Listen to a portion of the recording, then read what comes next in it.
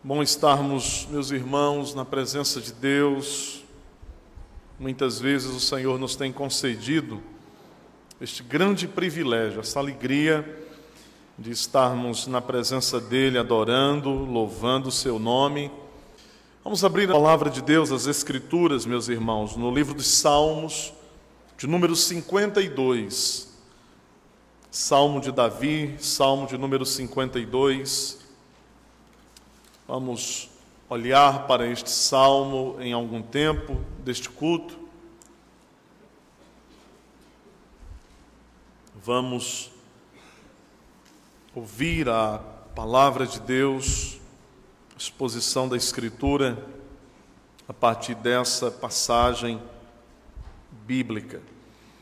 Título da nossa mensagem nesta noite: a maldade dos perversos e a segurança dos justos. A maldade dos perversos e a segurança dos justos.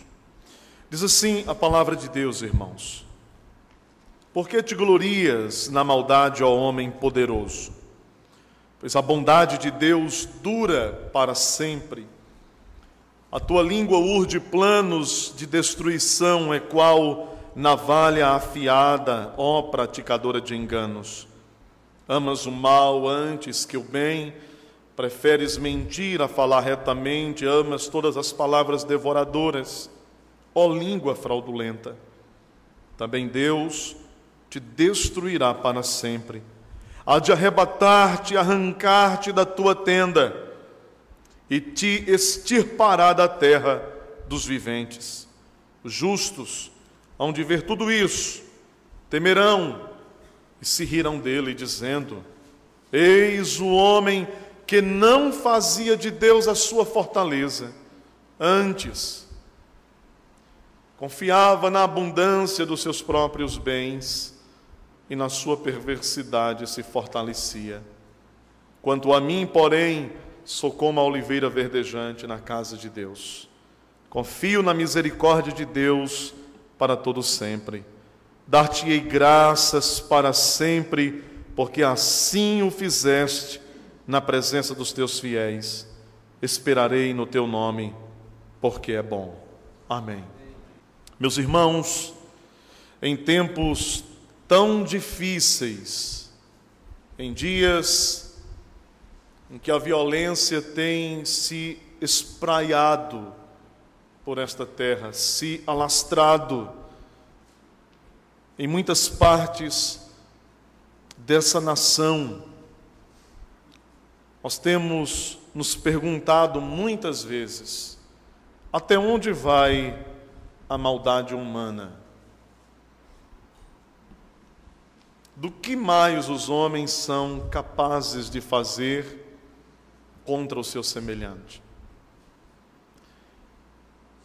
Quando parece que já ouvimos de tudo, somos surpreendidos, muitas vezes, por tantas outras notícias de crimes, de maldades, de perversidades ainda mais aterradoras. O Salmo 52, escrito por Davi, vem como uma bendita consolação diante de todas as formas de maldades encontradas neste mundo. É um salmo certamente consolador, à vista do ódio, da ira, da perversidade, da maldade que campeia nesta terra. Este salmo, meus irmãos, chega aos nossos ouvidos como uma declaração certamente inspirada por Deus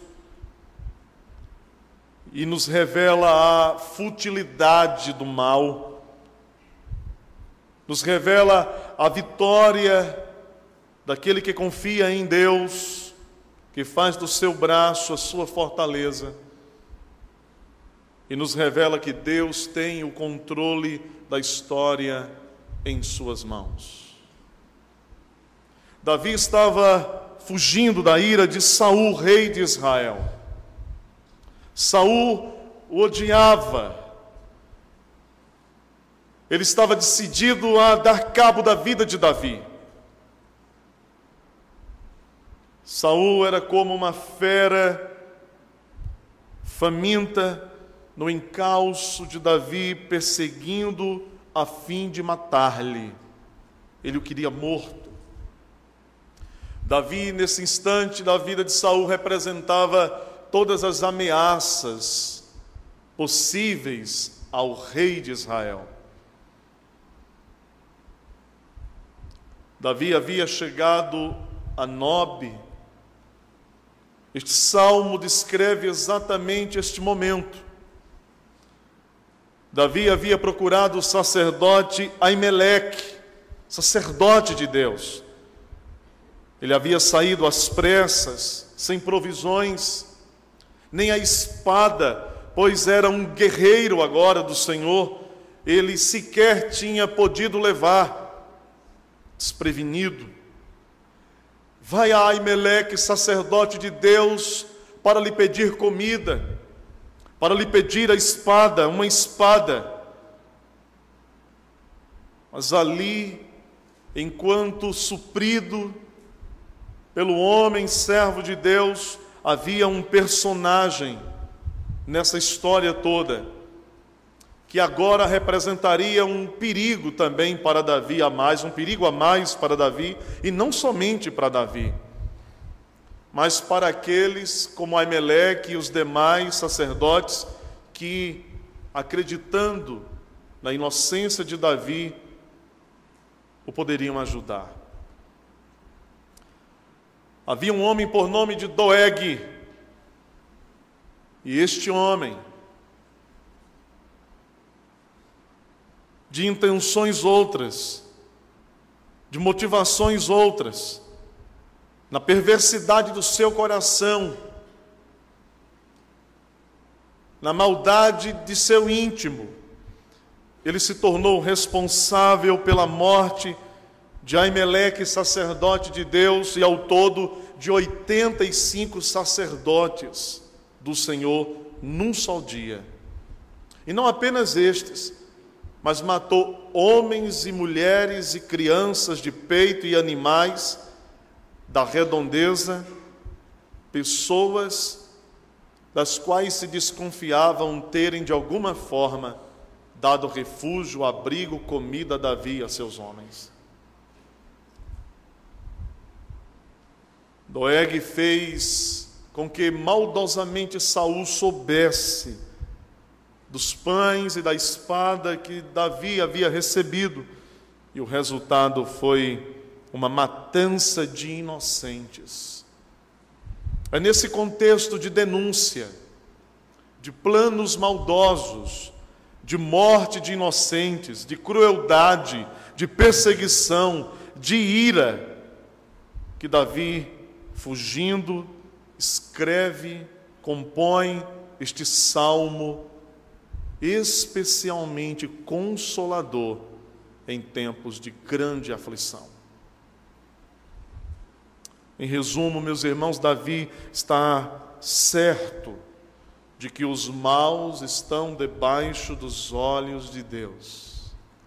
Eles não escapam dos olhos do Senhor. Ele está certo de que os perversos deste mundo não podem se ocultar dos olhos de Deus.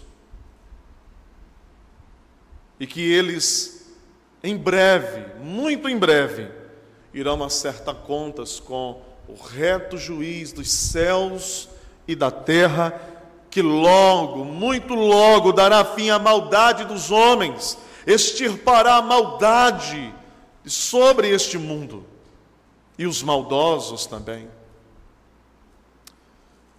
Portanto, meus irmãos, podemos, à vista do salmo que lemos, extrair verdades contidas aqui que servem de consolo para nós também em nossos dias. Ao exemplo de Davi, verdades consoladoras para o nosso coração, quando nos virmos alvo da maldade dos homens, ou quando formos espectadores da maldade dos homens contra os homens neste mundo. E então o Salmo começa nos versos de 1 a 5, nos apontando que a momentânea alegria dos maus revela a imprudência de seus corações. A momentânea alegria, o momentâneo prazer, a momentânea satisfação dos que praticam a maldade, aqueles que se regozijam em suas perversidades, em ferir, em matar, em caluniar, em afrontar, em destruir a honra alheia, em pisar sobre o nome do outro, em ferir a dignidade do seu semelhante. A Escritura, portanto, nos diz que a momentânea alegria dos maus é a revelação da imprudência dos corações. Corações imprudentes se regozijam na própria maldade praticada. A pergunta inicial de Davi no versículo 1 do Salmo expõe quão imprudentes são aqueles que por algum momento se satisfazem em seus próprios pecados. Porque te glorias na maldade, ó homem poderoso? Pois a bondade de Deus dura para sempre. Em outras palavras, Davi está dizendo: vede quão imprudentes são os maus, quão cegos são eles. Eles se contentam por um momento, exatamente, se contentam por um breve tempo em suas maldades, mas são cegos. Eles não sabem que a bondade de Deus, ao contrário, não é momentânea, mas ela dura para sempre. A bondade do Senhor dura de geração em geração. É sem fim, para sempre. Para Davi, meus irmãos, a satisfação de seu delator, daquele que o traíra, que lhe entregara, a satisfação de Doeg em praticar aquela maldade, entregando e sendo ele mesmo o carrasco de servos de Deus, de homens inocentes, certos da inocência de Davi, mas mortos pelos interesses malvados, perversos de alguém que consegue se contentar momentaneamente no mal. Davi está certo de que a alegria, o contentamento, a satisfação dos perversos está ameaçada pela bondade permanente de Deus em favor daqueles que amam e que confiam em Deus. Ou seja, de que valeria se regozijar no mal se este nada duradouro poderia trazer? Ao contrário, em grande vantagem estão aqueles que se apegam à bondade de Deus. Pois ao contrário da maldade, que traz destruição ao homem, a bondade de Deus preserva o homem para sempre. Não é exatamente isto que o mesmo Davi, no Salmo 23, versículo 6, escreve? Vejam, Davi está dizendo, ele está dizendo no Salmo 23, verso 6, bondade e misericórdia certamente me seguirão todos os dias da minha vida, e habitarei na casa do Senhor para todo o sempre. Davi está no Salmo 52 alargando esta verdade em contraposição à maldade dos homens. Ele está dizendo que aqueles que podem se contentar e se satisfazer em sua maldade, um contentamento e uma alegria momentânea, eles serão destruídos, ao passo que aqueles que se contentam na bondade de Deus e que por ela são auxiliados, são por Deus mesmos preservados para sempre. Meus irmãos, a maldade é pecado. E a fonte é o coração humano. Deste coração procedem as correntes da vida.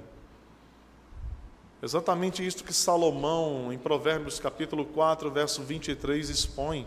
Ele diz: sobre tudo o que se deve guardar, guarda o coração, porque dele, do coração, procedem as correntes da vida, as fontes da vida. Jesus disse: é do coração do homem que brota a maldade, os homicídios, as calúnias, as traições. É do coração humano, guarde o coração. E então, à medida que Davi prossegue escrevendo o Salmo, dos versos de 1 a 4, ele está descrevendo a anatomia da maldade humana. Ele tem em vista aquele delator, aquele que o entrega a Saul, Doeg. Ele está descrevendo a anatomia da maldade humana. Ele está revelando suas artérias, seus nervos, seus músculos. Então ele diz: a tua língua urde planos de destruição. Ela é como uma navalha afiada, é algo que corta, é cortante, é doloroso. Ó praticadora de enganos, amas o mal antes que o bem, preferes mentir a falar retamente. Amas todas as palavras devoradoras, ó língua fraudulenta. Ele está expondo a alma da maldade. E então, no versículo de número 5, Davi diz o seguinte: também Deus te destruirá para sempre.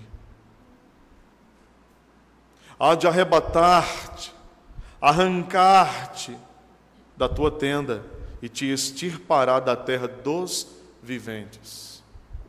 O que Davi está nos ensinando é que os maus, os perversos,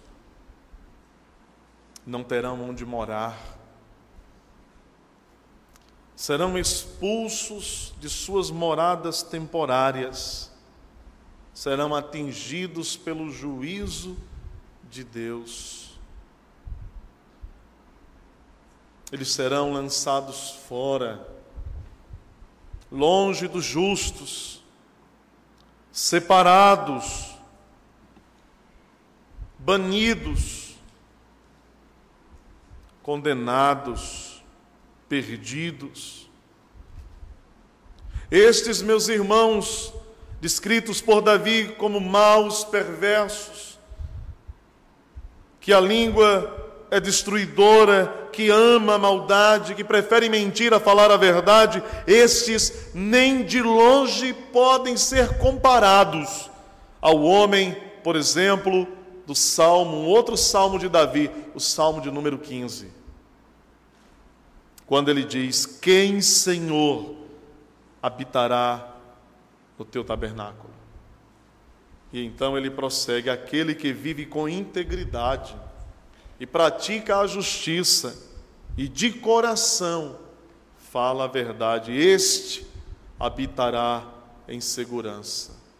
A ideia de ser arrancado, de não ter tenda, de não ter casa, de não ter morada, é uma maneira de se expressar o juízo de Deus que cai sobre o homem para o condenar pela eternidade. É diferente dos justos. Estes não estão sem tenda. E que esperança, meus irmãos, renovadora não é para muitos de nossos irmãos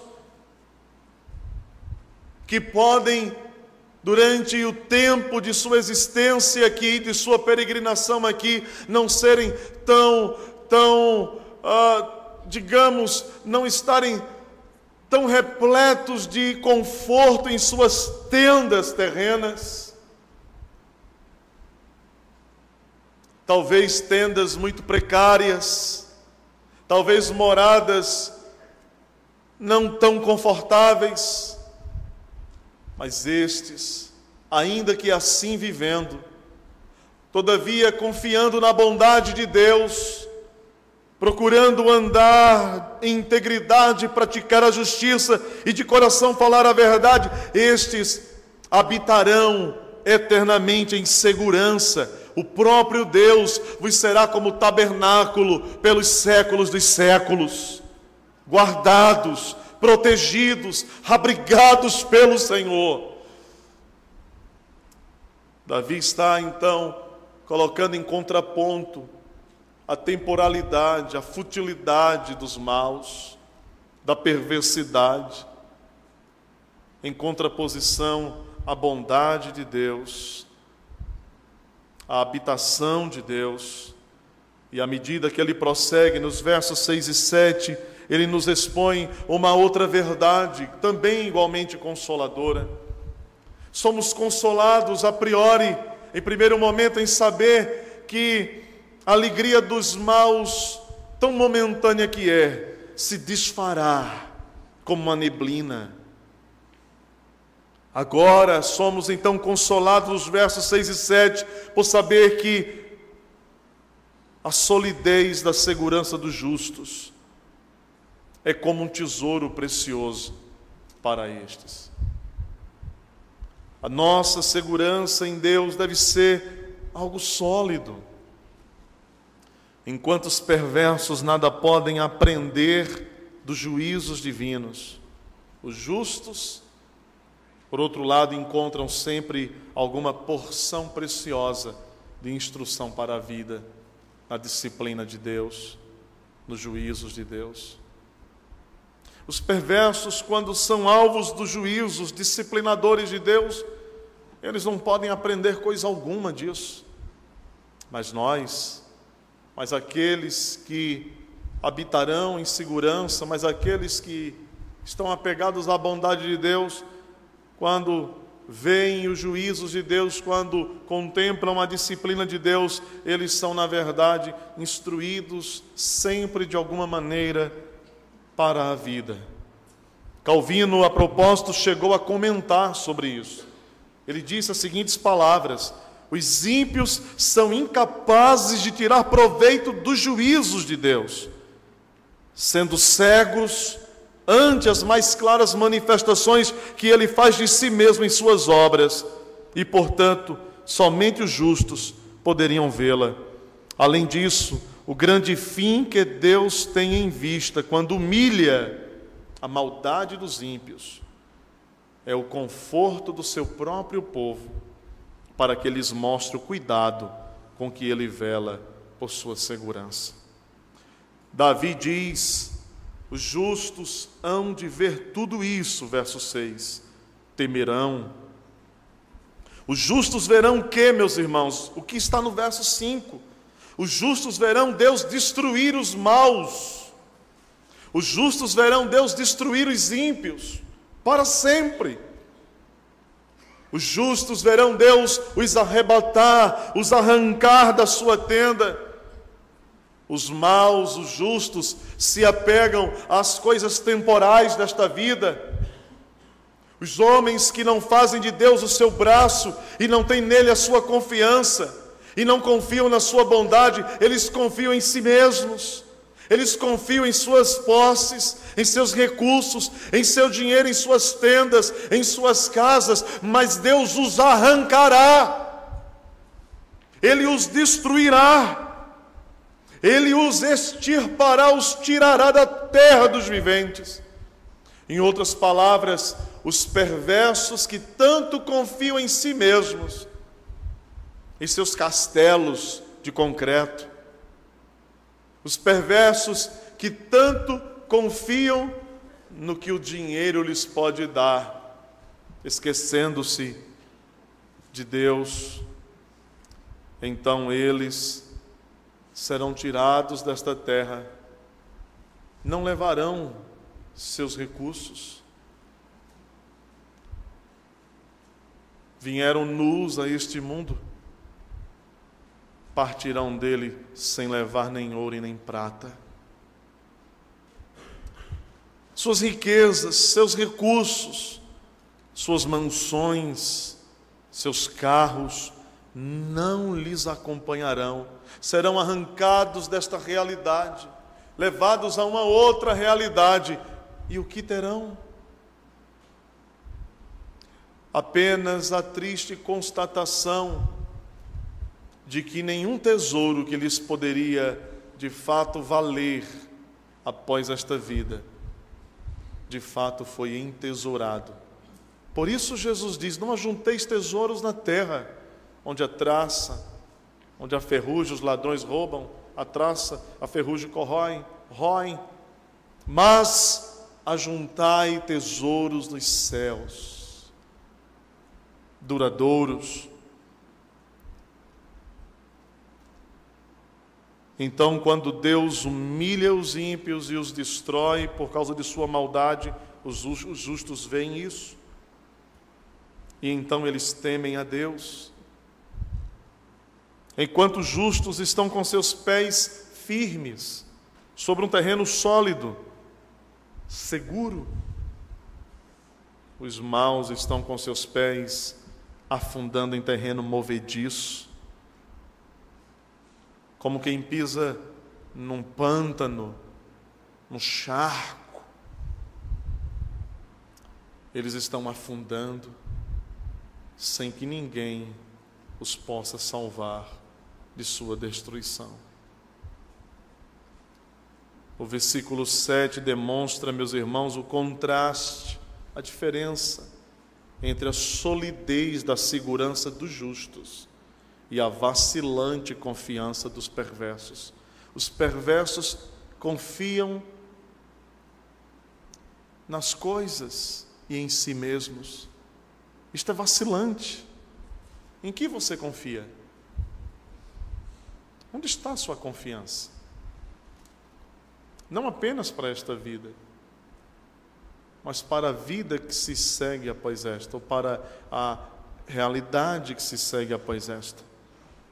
No verso de número 7, Davi diz: eis o homem que não fazia de Deus a sua fortaleza. Antes confiava na abundância de seus próprios bens e na sua perversidade se fortalecia. No Evangelho de Lucas, no capítulo 12, versículos de 13 a 21, Jesus conta uma parábola interessante. Ele fala da confiança depositada de forma errada. Ele demonstra ali isso falando de um homem que, ao invés de confiar em Deus, ele confiava nas suas riquezas. Ele disse: eu tenho muito, eu vou destruir esses celeiros, eu vou construir outros muito maiores. E ele se regalava, e ele se exaltava, e ele se regozijava diante da abundância de seus bens, de seus recursos terrenos, da abundância de seus próprios bens, conforme diz Davi aqui no verso 7. Mas então, o texto de Lucas, que registra esta fala de Jesus, este ensinamento de Jesus, diz assim: mas Deus lhe disse: louco, esta noite te pedirão a tua alma, e o que tens preparado? Para quem será? Exatamente isso. Deus trata aqueles que confiam em si e na abundância de seus bens como loucos, porque é de fato uma loucura, meus irmãos. É de fato uma loucura não confiar em Deus e confiar em coisas ou em si mesmo. É um desvario, é uma coisa louca. Só alguém louco, só alguém maluco, doido, pode olhar ao seu redor e dizer: ó minha alma, aqui está a tua segurança, nestas coisas que eu tenho.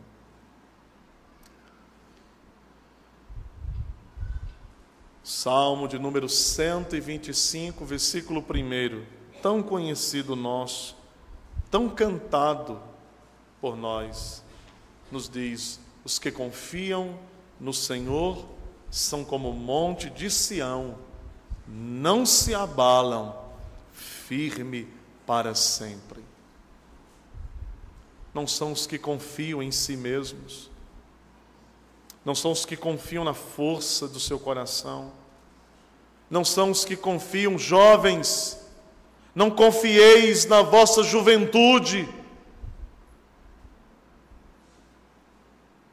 Jovem, lembra-te do teu Criador nos dias da tua mocidade,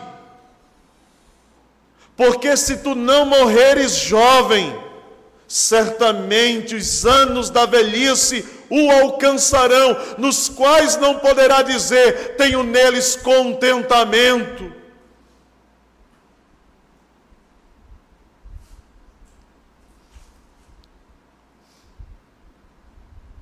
Não confieis em vós, não confieis nas vossas coisas, confiai, pois, no Senhor vosso Deus. A Ele seja o vosso temor, a Ele seja a vossa adoração. Confie em Deus, porque os que fizeram de si mesmo sua fortaleza e confiaram na abundância dos seus bens, serão arrancados, não terão onde morar, se verão nus, despidos, sem seus bens. Portanto, Davi prossegue no encerramento deste salmo, nos versos 8 e 9. E agora, não apenas nos confortando por sabermos que a momentânea alegria dos perversos, ela é confrontada pela bondade duradoura, eterna de Deus para com os justos. Não apenas nos confortando, nos ensinando acerca da solidez da nossa segurança em Deus. Agora, nos versos 8 e 9, ele nos ensina a permanente alegria dos justos. Quanto a mim, porém, sou como a oliveira verdejante na casa de Deus. Confio na misericórdia de Deus para todo sempre. Dar-te-ei graças para sempre, porque assim o fizeste. Na presença dos teus fiéis esperarei no teu nome, porque é bom. Ele está agora rendendo ações de graças a Deus. Ele ainda é um homem perseguido, irmãos. Mas você está esperando a prova, a tribulação, a luta passar para começar a render ações de graças a Deus? Era assim que você estava pensando? Você precisa então repensar isso. Deus não espera que nos vejamos livres das perseguições, das lutas, para que então possamos cantar ações de graças a Ele. Não. Davi é um homem perseguido aqui. Ele ainda é um homem fugitivo. Ele é um homem por livrar a sua vida. Ele é um homem perseguido como um pobre animal é perseguido por cães ferozes. Uma súcia de malfeitores, um ajuntamento de malvados, de perversos, muitos movidos por mentiras caluniosas. Mas este homem, fugitivo, perseguido, ele então demonstra, por meio de ações de graças, saber que Deus está no controle de todas as coisas. E sabia de uma coisa, meus irmãos? Porque a questão é, como que a gente pode louvar a Deus com gratidão quando nós passamos por sofrimentos temporais, por dores? Sabe, a resposta que eu tenho para essa pergunta é que nós podemos oferecer ações de graças a Deus em circunstâncias muito difíceis. Nós podemos louvar o seu nome, podemos dizer, pois ainda o louvarei. Espera, pois, ó minha alma, no Senhor, porque nós sabemos que Ele está no controle de todas as coisas. Ele está à frente de todas elas. Mesmo quando o mal parece se agigantar neste mundo, mesmo quando os homens parecem cada vez se tornarem piores em sua maldade, nós podemos ainda dizer: graças, ó Deus, louvarei o teu nome, bendirei o teu nome, porque a tua bondade dura para sempre, porque eu sei que o Senhor é o Senhor da história. Enquanto os maus se alegram momentaneamente em suas maldades e secam quais ramos cortados e jogados ao chão, os justos não são assim. Verso 8: os justos são como plantas verdes. Davi diz: eu sou como a oliveira verdejante na casa de Deus, uma planta verde, viva, como uma planta à beira de ribeiros, que recebe nutriente. Davi estava fugindo, perseguido, injustamente poderia ser chamado pelos seus inimigos, considerado pelos seus adversários como um tronco seco. Quem sabe seus perseguidores pudessem dizer: aquele Davi é um galho ressequido, sem vida, seco.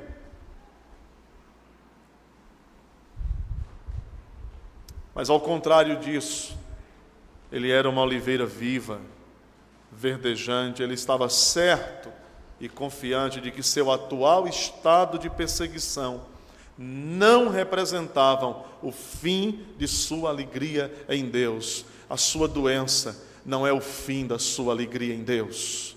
Seu desemprego não é o fim da sua alegria em Deus. Suas dores não significam o fim de seu contentamento em Deus. Suas perseguições sofridas não são o fim, meus irmãos, das suas alegrias em Deus. Nada nesta vida temporal pode ser o fim da nossa alegria e contentamento em Deus. Tudo passa, mas aquele que confia em Deus permanece para sempre. Para sempre. A quem temeremos? Então no verso 9 ele diz: dar-te-ei graças sempre, porque assim fizeste, Senhor, na presença de teus fiéis. Ele diz uma coisa muito linda no final do verso: esperarei no teu nome. Que coisa extraordinária Davi está expondo. Eu vou esperar no teu nome, ó Deus. O nome de Deus é a segurança, é a garantia de tudo que Deus é para nós. Em outras palavras, Davi está dizendo: Deus, eu espero totalmente em ti, totalmente. Redundância, né? Ele diz: eu espero totalmente em ti todo. É a amplitude da sua alegria, é a amplitude da razão de seu contentamento, de sua satisfação em Deus, todo o ser de Deus. Eu espero no teu nome, porque é bom. Ele diz: Deus é bom. Ele é bom, completamente bom. Mais uma vez, a bondade de Deus é exaltada por Davi. Ela é a fonte de sua alegria, mas é a fonte da nossa alegria também, irmãos. A perna pode doer hoje, mas o coração se regozija em Deus. Embora sob o calor da fúria do rei, ele se regozija nesta bondade, pois sabe que seu Deus está com as mãos no leme de sua história, guiando. Deus está conduzindo todas as coisas. E talvez uma pergunta que Davi mesmo pudesse fazer depois de dizer todas estas coisas: qual a razão? Qual razão eu tenho para desconfiar da sábia condução de Deus de todas as partes de minha vida? Esta também é a nossa pergunta. Uma pergunta que tem a resposta à luz deste salmo. Este salmo consolador para nós, meus irmãos, para os nossos filhos, para a nossa igreja, para o povo de Deus, ainda num mundo de tanta maldade. Que razão temos para desconfiar da sábia condução de Deus? Até onde vai a maldade humana? Não sabemos. Não sabemos que limites ela pode alcançar ainda. Sinceramente, eu gostaria que não crescesse mais, mas eu sei que ela pode ser ainda pior. Sabemos que ela cresce, mas sabemos que ela certamente chegará ao seu fim. Consideremos, meus irmãos, as verdades extraídas deste salmo e confortemos o nosso coração diante das perplexidades que nos têm alcançado. Os maus, odiosos e perversos ficarão sem habitação, mas os justos habitarão para sempre na casa de Deus. Os maus, odiosos e perversos não terão finalmente qualquer razão para se satisfazerem em qualquer de suas alegrias momentâneas, mas os justos para sempre desfrutarão da alegria de Deus em sua presença. Amém. Que Ele aplique e alimente nossa alma por meio de sua palavra santa e bendita, irmãos. Amém.